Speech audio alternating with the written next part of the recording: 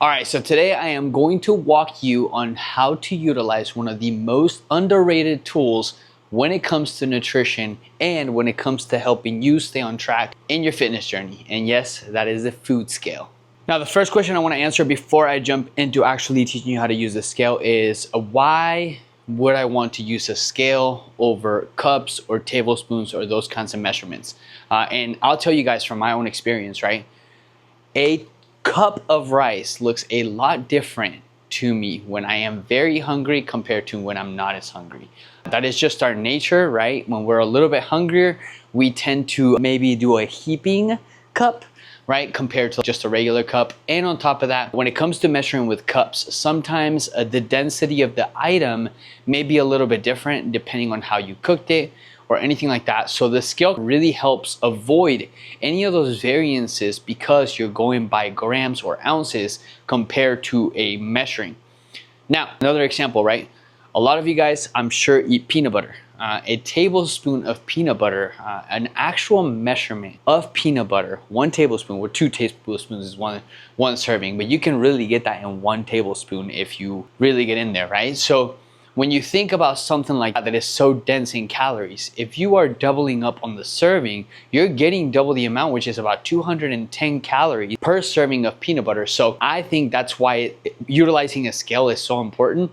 And I do want to preface, I don't think anybody and everybody should use a scale for the rest of their lives, but I do feel it's an incredible educational tool for somebody either just starting their journey or somebody that is really trying to be as accurate as possible when logging their food and being intentional with the results they're trying to get. So let's get into it. All right, so the first thing I want to talk about when it comes to a scale, now there's different types of scales, right? I personally, this is my favorite scale because I can fit pretty much anything on it. I can fit Tupperware, I can fit a big plate, a big bowl. But then they also have, so this one only goes grams and ounces. This one right here used to go to milliliters, grams, kilograms, all that good stuff. But now it's broken, so it really only does grams because it will not switch. But anyways, that's not here or there. I really just prefer the big ones just because I can put my full plate on there and just measure on there. Also, another thing that I highly recommend when getting a scale is always getting one that does the negative, right? See how it has the negative sign right here? Just because that will help you with something that I'm gonna go over here in a little bit when it comes to measuring. Second thing I always wanna touch on is make sure that you always set up your scale on a flat surface, right? It has to be a hard top. If you put it on a soft top, it's going to mess with the scale. It's not gonna be accurate because the little things at the bottom, right, need to be flat down on something for it to be accurate when it's measuring. So always on something flat. All right, so I would use this time to pack my lunches for tomorrow just to show you guys some of the features that I wanted to go over. The first feature that I really want to go over is the tare feature, so you can measure multiple things into one Tupperware, right? So first thing, you're going to go ahead and turn your scale on. First thing I'm going to put on here is going to be my ground turkey, so I'm going to keep it on ounces. So I'm going to go ahead and throw my ground turkey in there. We're going to go 6 ounces for tomorrow's lunch. Boom, boom, boom, boom, boom. Boom, 6 ounces. This feature is a feature that not a lot of people know, but you can actually just throw. Now I'm going to do my potatoes. What we're gonna do is we're gonna hit this little tare button right here. What that's gonna do is gonna zero out the scale again with the ground turkey in there. And then I'm gonna switch my units to grams because I do my potatoes in grams. So I'm gonna go ahead and throw my potatoes in there. I'm about to go 200 grams of potatoes if I have enough potatoes for that. Well, 173 grams. That's okay. I'll have to make some more. But there we go. That's my lunch. Actually, one more thing. I'm gonna add my salsa in there. Again, we're gonna tare it again. 1 serving, which is 2 tablespoons of this, is 31 grams. So I'm gonna go for 62 grams today because I want 2 servings, which means 4 tablespoons of this. 42 grams, bada bing, bada boom. Obviously I ran out on that one. So I'm gonna up another one and finish off my 62 grams. Boom, done. And that lunch is all good to go. Now, one of the biggest questions that I get asked when it comes to weighing your meat is, should I weigh it raw or should I weigh it cooked? Now, somebody and everybody will probably give you a different perspective on this, but what matters to me is that however you're weighing it, you weigh it like that consistently. I know that most people would say uncooked is better, it's more accurate, and it probably is. But that makes it really tough when you meal prep your stuff, when you prepare it for the week. So I always tell people, if you're always measuring your food cooked, then just always do it that way instead of always switching it back and forth. Because if I take away from your macros and you're still taking away, say, an ounce of ground turkey cooked, you're still gonna take away from the macros you were eating before. So I just say always measure it the same. All right, now we're gonna go into the next feature that I was telling you guys, which is gonna be the negative feature. What do I mean by negative? Meaning that this number right here goes to negative for you when you take weight off of it once it's zeroed out on top. So what you're gonna do, right, is you're gonna take your yogurt. So let's just say we turn it off, right? We turn it on. Say your scale's on, you throw the yogurt on there, then you're gonna zero it out, right? So it's gonna zero it out with the yogurt on top of it. Now, one serving of this yogurt is 170 grams, right? So what I'm gonna do is I'm gonna scoop it into here until I get a negative 170 grams, which that will be my one serving of yogurt. I should have stirred that up a little bit. Oopsies. All right, keep it going. All right, we're almost there. 164, 174. Now, the reason I really like this negative aspect is because you can just take away from what you put on there, right? And just get it as accurate as you possibly can. Throw that back on there. Boom. 170 grams locked in. Then we're gonna take this off. We're gonna put our cottage cheese on top of there, which is the second condiment of my, not condiment, ingredient of my parfait. Again, we'll throw it on there. We'll zero it out. One serving of cottage cheese is 113 grams. So we're gonna go ahead and scoop it. Boom, 53, 84, 120, 113 is one serving. We had some on the spoon. Boom, 116, 115, boom, boom. Now, obviously, this doesn't have to be perfect, right? The more exact you can get it, the more accurate you're tracking your food. I am crazy about it, but look, listen, as long as you're getting within a gram, right, it's not gonna kill you, but a gram or two, whatever. But so that's that. Then the next thing I really want to touch on is going to be, well, fruit is next, and then we're going to talk about packaged foods, right? So we have our blueberries, which are going to go on there. Now, what I'm going to do is this, actually, I do weigh on top. So we're going to take this, we're going to tear it again, so it zeroes it out.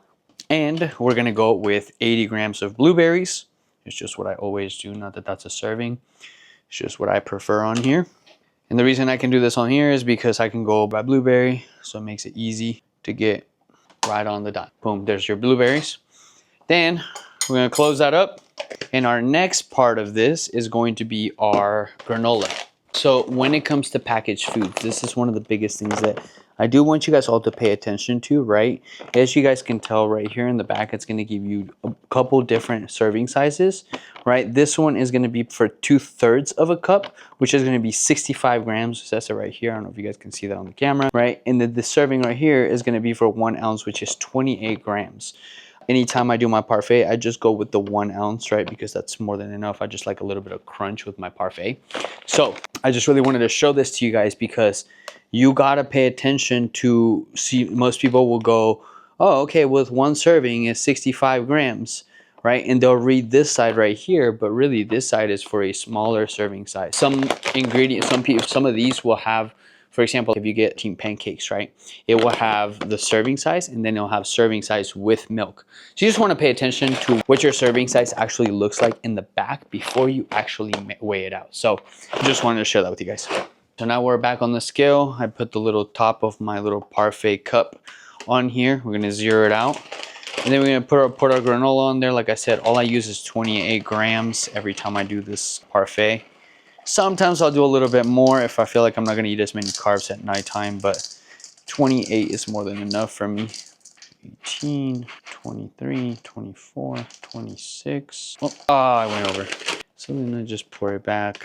Let me just grab it with my clean hands. I wash my hands, don't worry. Boom. Just to get it to 28. Boom. There we go. We got a serving size of granola right there. Boom. So I'm doing this one just for demonstration purposes, right? As you guys know, a serving of peanut butter is 2 tablespoons, which is 32 grams. So most people think tablespoons, cool, I'll just get 2 tablespoons and I'm good to go, right? Well, we're gonna zero that out, right? I'm gonna use 1 spoon, right? And I'm gonna scoop this out. Boom, I just got 46 grams of peanut butter in 1 spoon. Now, obviously, I hope most of you guys are not doing this, right? But I really wanted to showcase this to you guys because if you think about it, right? 32 grams is 1 serving, which is 200 calories, right? I just got 46 grams in 1 tablespoon, which this is probably about 300 calories, right? Now, if somebody is thinking this is a tablespoon, right? They're gonna put that on their bread, boom, and then they're gonna grab another one, right? So now they grab 46 grams twice, and that multiplied their calories to up to 600 calories just in peanut butter, right? And that's why I think it's so important to weigh this out, because if you really look at 1 serving size, right? 32 grams of peanut butter, 22, 28, 27, 30. Come on, almost there. Boom. Come on, buddy. Boom. 32 grams right there. This is 1 full serving right here. 200 calories, right? 7 grams of protein, 6 grams of carbs, but 17 grams of fat. So this is a mostly fat food, right? And I really just want to show this to you guys because this is the one thing that really broke my heart. And I was like, I got to start weighing my food.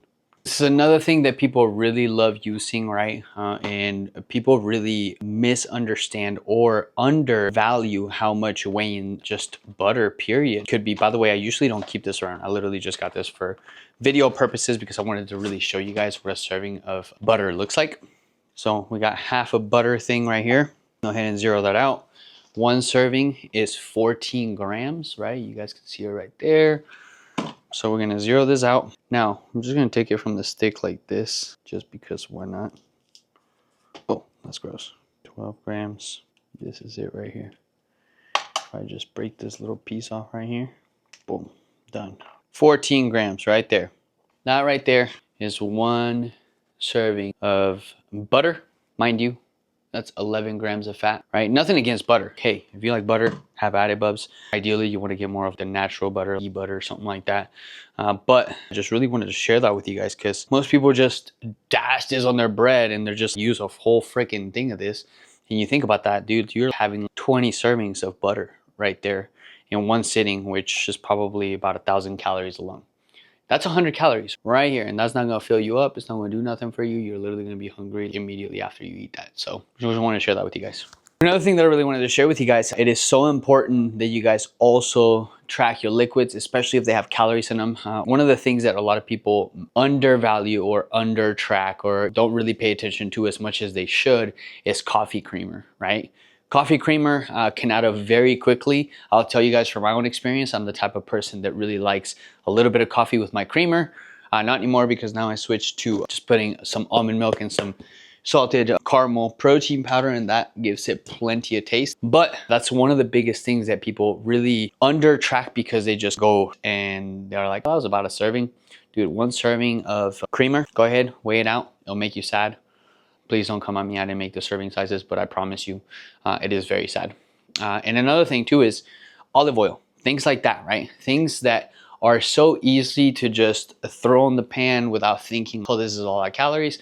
But I don't know off the top of my head, but I believe 2 tablespoons of olive oil have about 210 calories, if I'm not mistaken. I could be wrong. But most people, when they put it on their pan, they're not just doing 2 tablespoons. They're doing a lot more than 2 tablespoons. So it's crucial for you guys to weigh those things out, especially things like that add up so quickly because your calorie goal could be 1,500 calories, right? And because you're mistracking these little things that you think are so insignificant, you could be tracking them, but since you're under tracking them, you're saying you're eating 1,500, but realistically, you're actually eating anywhere between 19 to 2,200 calories. And I'm telling you guys, it adds up quickly. Now, one of the biggest things that I do want to say is, like I said in the beginning, do I feel like everybody should use a scale for the rest of their lives?